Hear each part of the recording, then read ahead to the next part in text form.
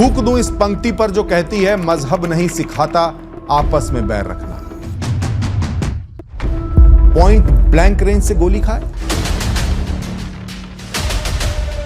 जैसे इस्लाम धर्म बना ही इंसानियत को मिटाने के लिए है।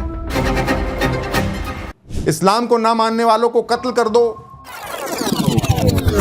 जन्नत की खुशबू की तलाश में कर डालते हैं निहत्थे मासूम हिंदुओं का कत्लेआम। अब आतंकियों की बची खुची जमीन को भी मिट्टी में मिलाने का समय आ गया है।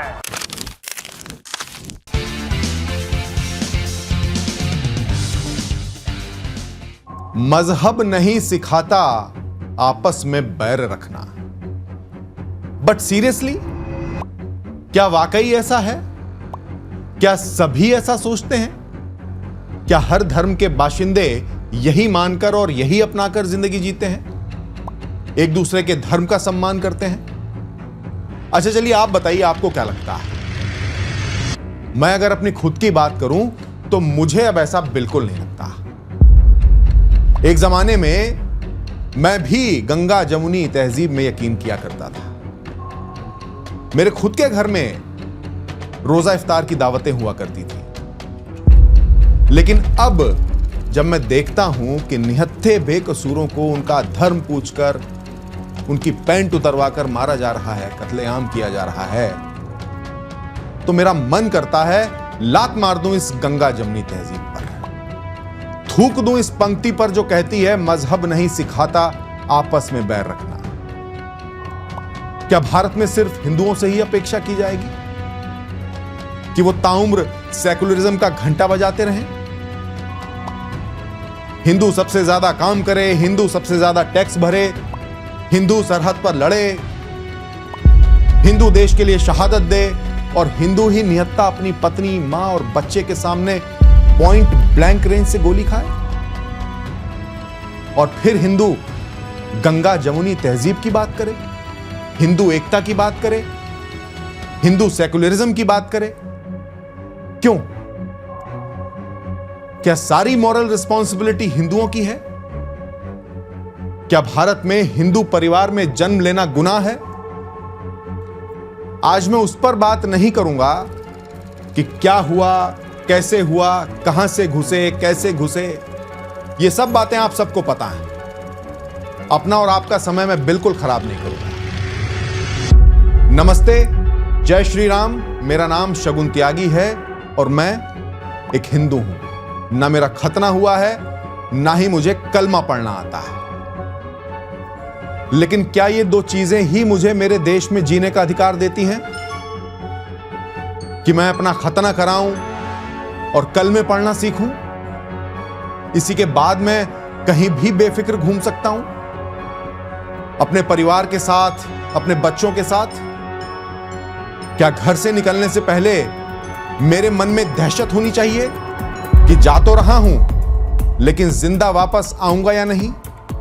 क्या पता कोई सरफिरा आए, जिहाद का उल्टा ज्ञान रखने वाला आए, कोई दो कौड़ी का नपुंसक आए और मुझसे मेरा धर्म पूछकर मेरी पैंट उतरवाकर मेरी पत्नी, मां या बच्चे के सामने मुझे गोली मार दे? ये वो सवाल है जो आज हर एक हिंदू के मन में है। गंगा जमुनी तहजीब का ज्ञान पेलने वालों से जो हर हिंदू पूछ रहा है। हिसाब अगर 2008 में ही ढंग से हो गया होता ना, तो आज इनकी औकात नहीं होती कि भारत में हिंदुओं से उनका धर्म पूछकर उनके कपड़े उतरवाकर उन पर गोलियां चलाते।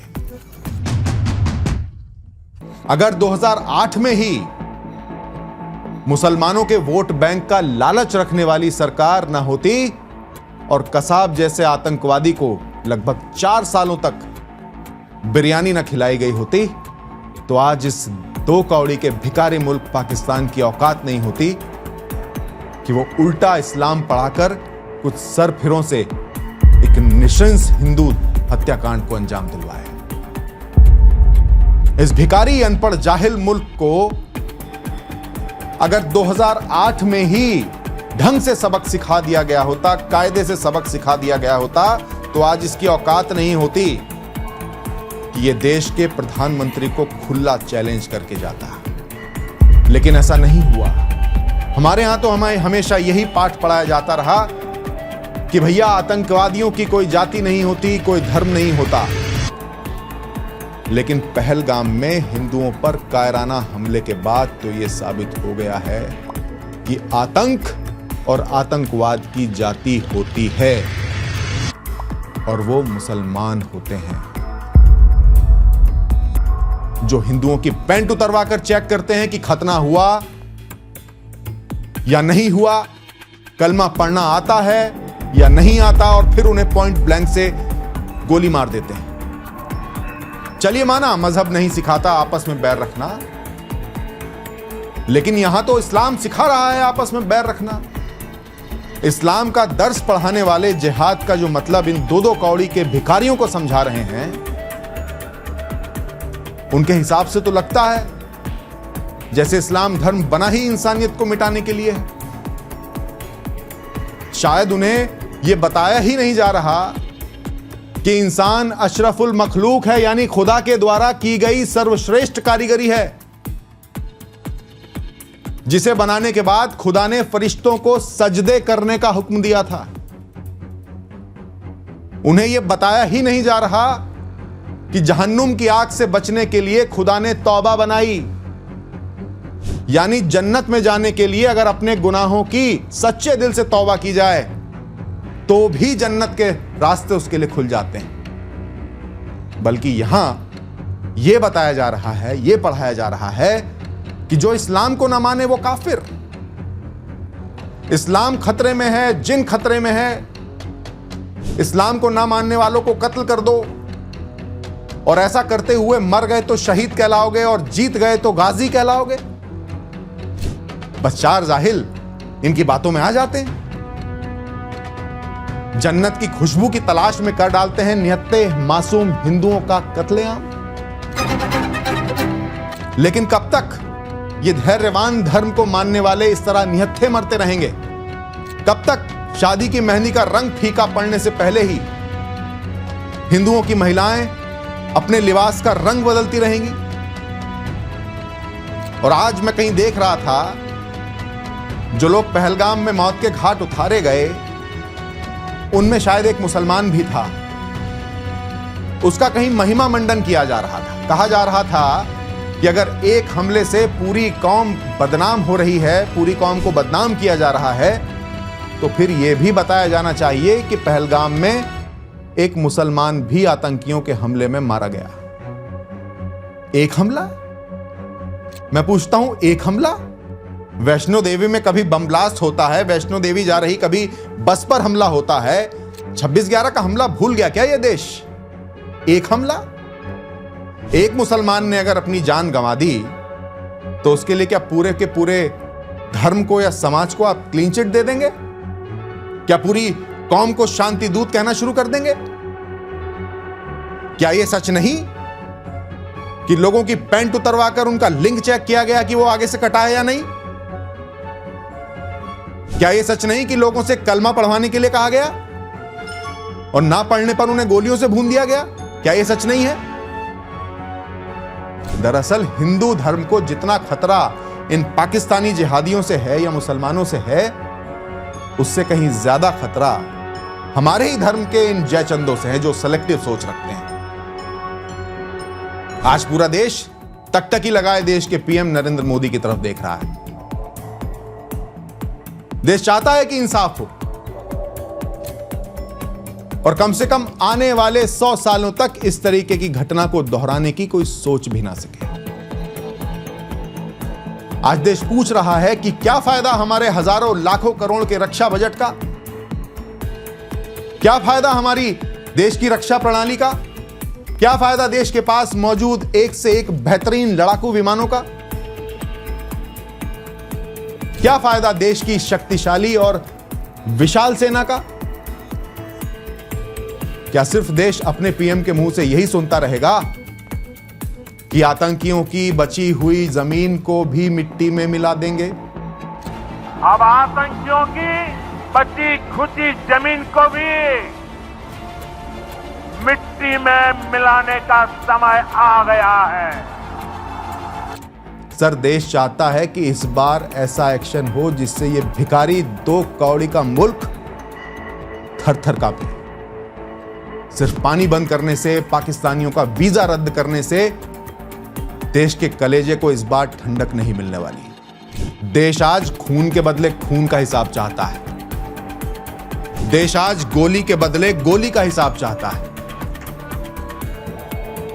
आज देश को कोई हमदर्दी पाकिस्तान के बेकसूर मुसलमानों से नहीं है,